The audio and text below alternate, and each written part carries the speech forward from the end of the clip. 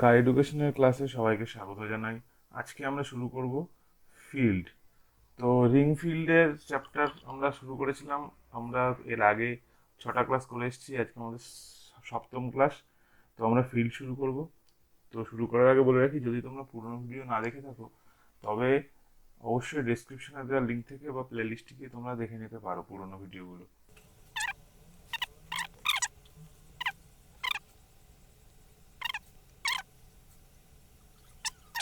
তাহলে কি কি লিখলাম আমরা? যে একটা কি নন এমটি সেট এফ, এটা কি হবে? এটা হচ্ছে ফর্মস এ ফিল্ড, এটা একটা ফিল্ড গঠন করবে with respect to two binary operation, দুটো বাইনারি অপারেশনের সাপেক্ষে। কি সেগুলো? একটা হচ্ছে প্লাস আর একটা হচ্ছে ডটের সাপেক্ষে এফ হচ্ছে একটা ফিল্ড গঠন করবে। ইফ এর যদি নিম্নলিখিত বৈশিষ্ট্য থাকে, ইফ কি কি বৈশিষ্ট্য থাকবে? তাহলে 1 নম্বর হচ্ছে এফটা যোগের সাপেক্ষে কমিউটেটিভ গ্রুপ হবে। তাহলে এফ প্লাস এটা কি হবে? একটা কমিউটেটিভ গ্রুপ বা অ্যাবেলিয়ান গ্রুপ।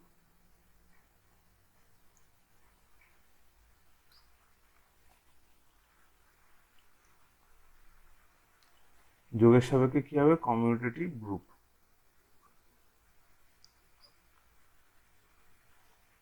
2 নম্বর প্রপার্টি হচ্ছে এফটা কি হবে? গুণের সাপেক্ষে কি ফর্ম করবে? গুণের সাপেক্ষেও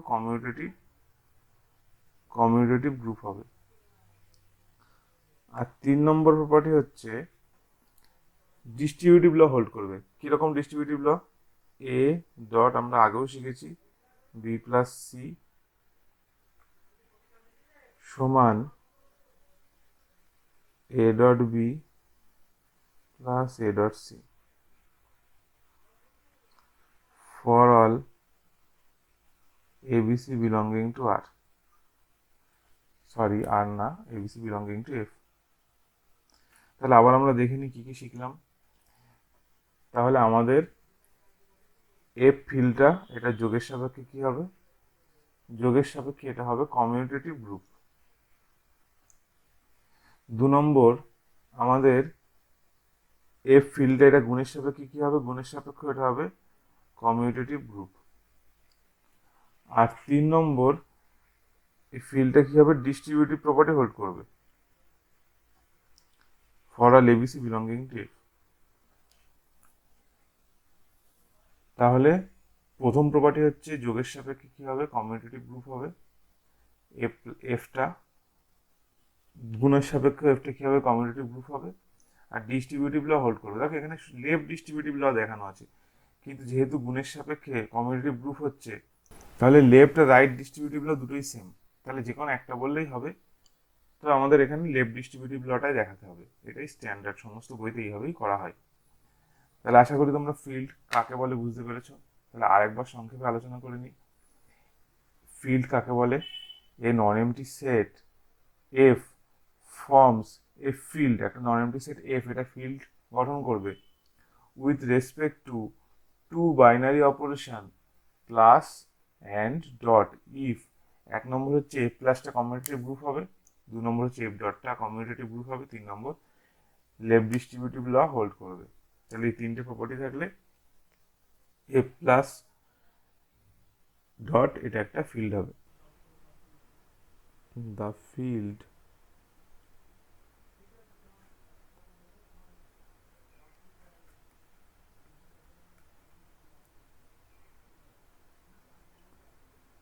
is denoted by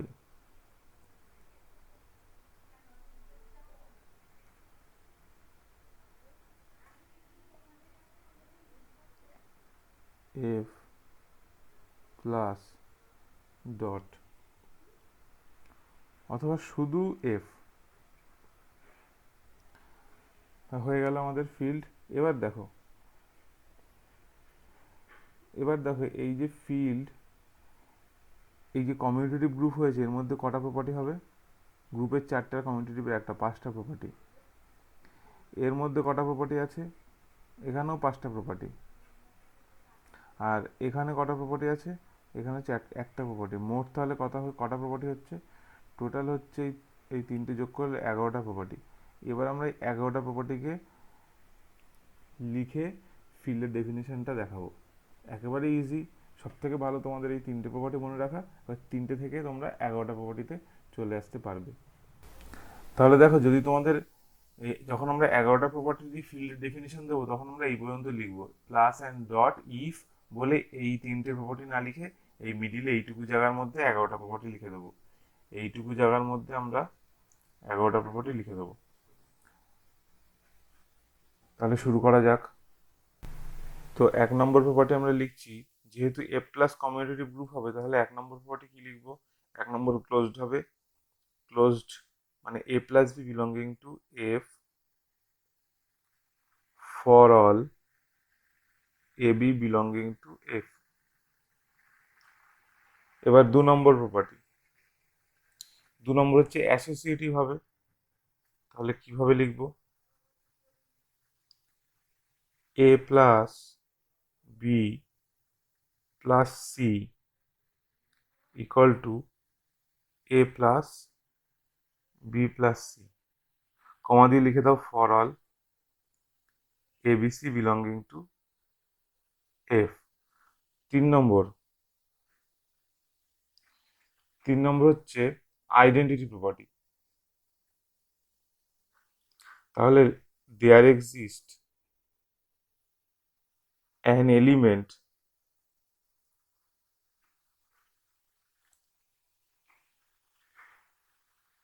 জিরো। এটার নাম কি? Zero element. ব্র্যাকেটে লিখে দিচ্ছি zero element.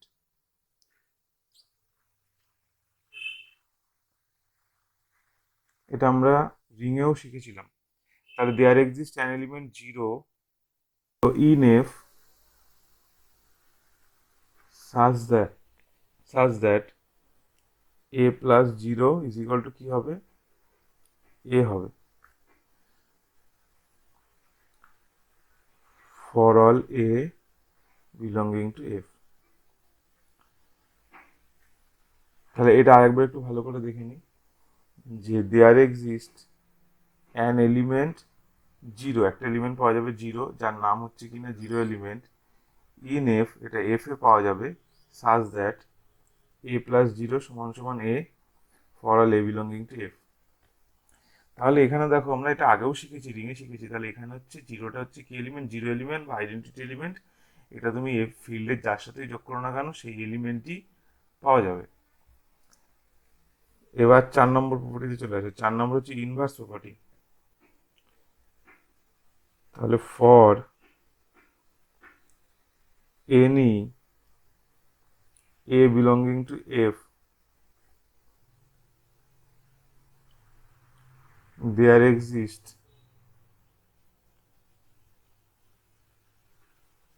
Minus a belonging to F.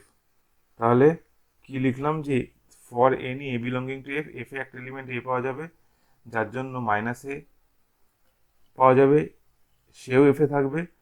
কি হবে? Such that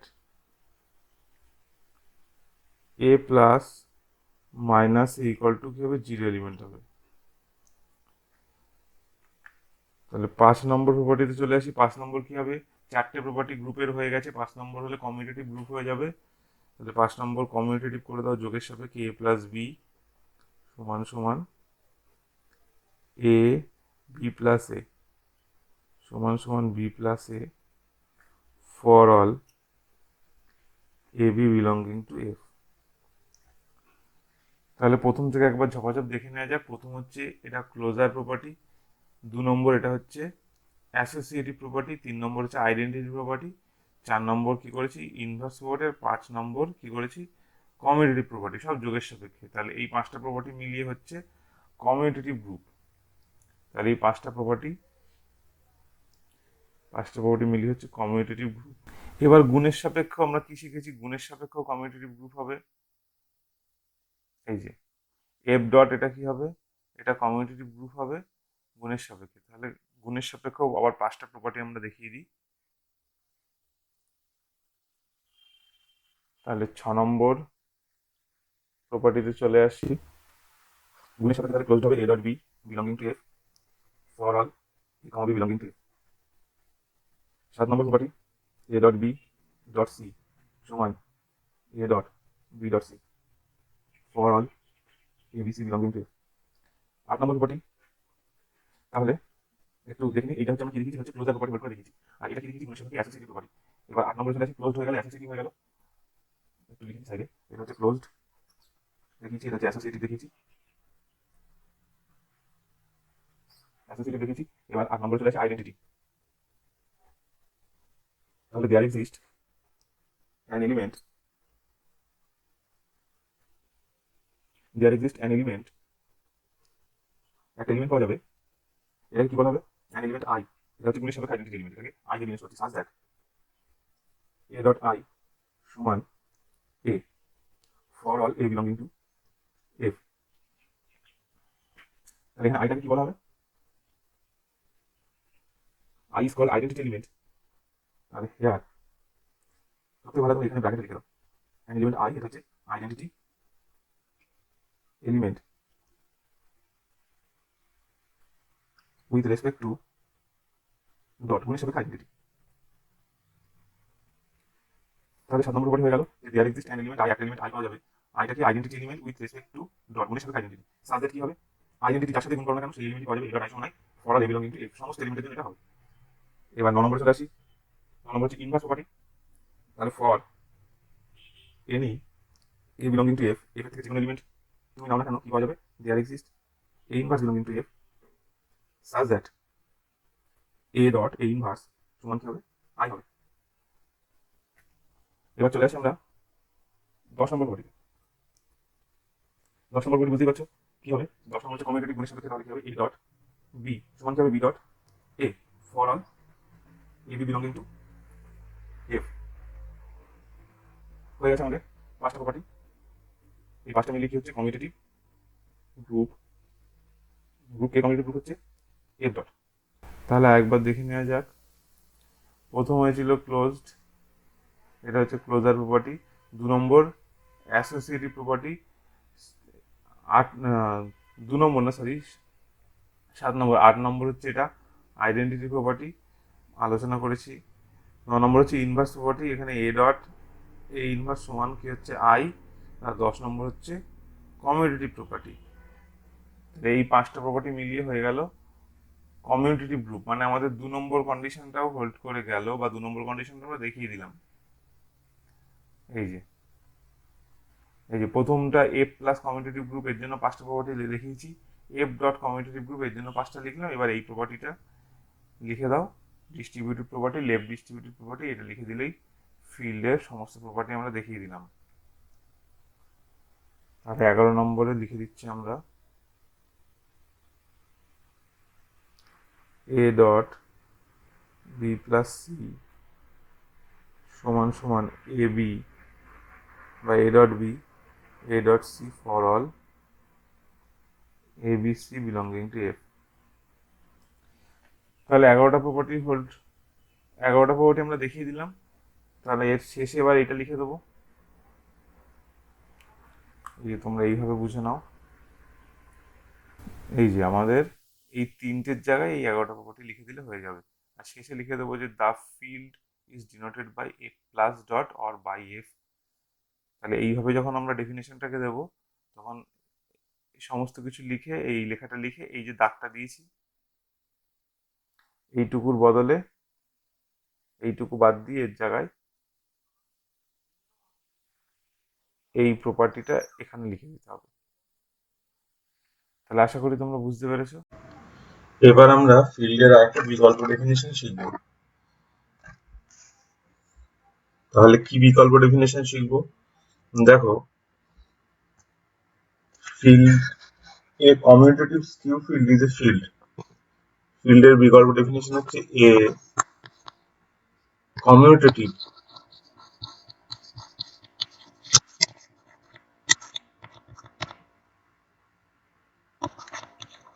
commutative skew field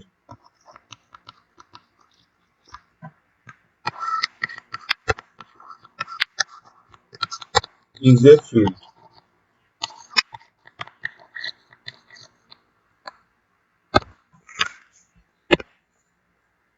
তাহলে কি শিখলাম? এ কমিউটেটিভ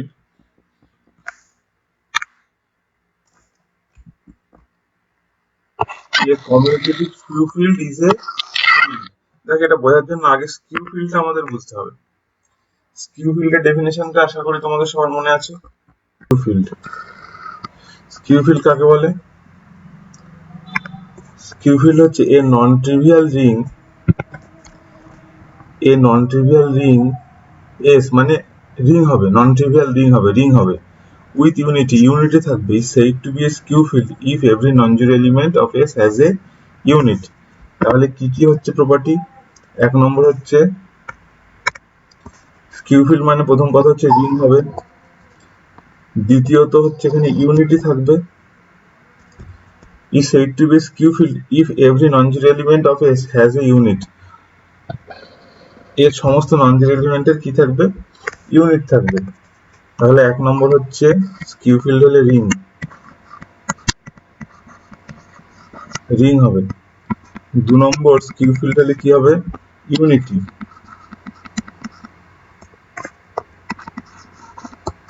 আর তিন নম্বর স্কিউ ফিল্ড হলে কি হচ্ছে? ইউনিট মানে প্রত্যেকটা নন জিরো এলিমেন্টের ইনভার্স। তাহলে দেখো, আর এখানে স্কিউ ফিল্ডে এখানে কি বলা আছে? দেখো, a commutative skew field is a field. তার মানে এর সাথে একটা প্রপার্টি যোগ হবে, এর সাথে একটা প্রপার্টি প্লাস কি হচ্ছে? কমিউটেটিভ।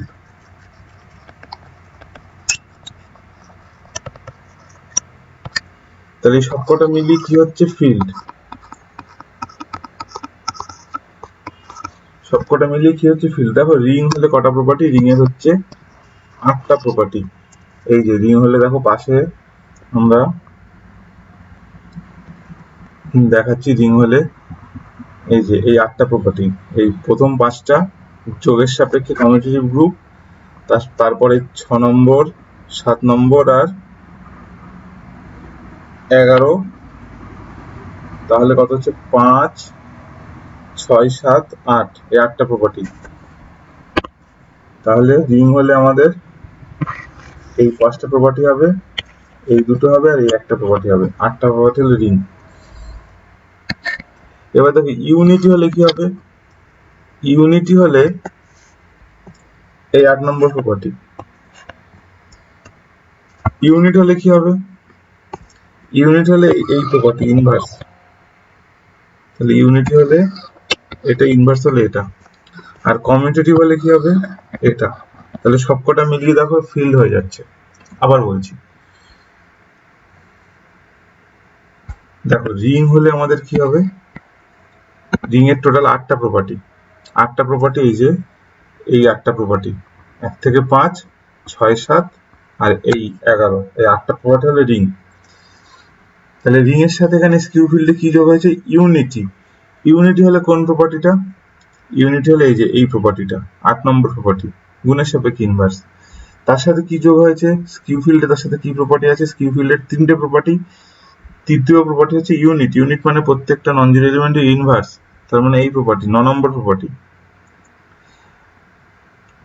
এবার হচ্ছে প্লাস কমিউটেটিভ, এটা যুক্ত হলেই হয়ে যাচ্ছে কি? ফিল্ড। এই যে এখানে দেখিয়েছি, এখানে সংজ্ঞা লেখা আছে, a commutative skew field is a field. Commutative skew field হলে কি হবে? সে ফিল্ড হবে। কমিউটেটিভ স্কিউ ফিল্ড হলে ফিল্ড হবে। তাহলে কমিউটেটিভটার সাথে যোগ করে দাও 10 নম্বর প্রপার্টি। তাহলে দেখো এই 3টে আর এই একটা 4টে মিলিয়ে পেয়ে যাচ্ছি আমরা এই টোটাল 11টা প্রপার্টি। তার মানে এই 4টে প্রপার্টি মিলে হয়ে যাচ্ছে ফিল্ড। এই 3টে প্রপার্টি হলে কি হয়? এই 3টে প্রপার্টি হলে কি হয়? Skew field. Skew field. তার সাথে এই প্রপার্টিটা অ্যাড হলে কি হবে? Commutative skew field. তার মানে কি বলা হবে? ফিল্ড। তাহলে কমিউটেটিভ স্কিউ ফিল্ডকে কি বলা হবে? কমিউটেটিভ স্কিউ ফিল্ডকে বলা হবে ফিল্ড। তাহলে এটাই হচ্ছে ডেফিনেশনটা আমরা লিখেছিলাম, a commutative skew field is a field. তাহলে আমরা রিং এর আর একটা বিকল্প সংজ্ঞা শিখলাম, a commutative skew field is a field.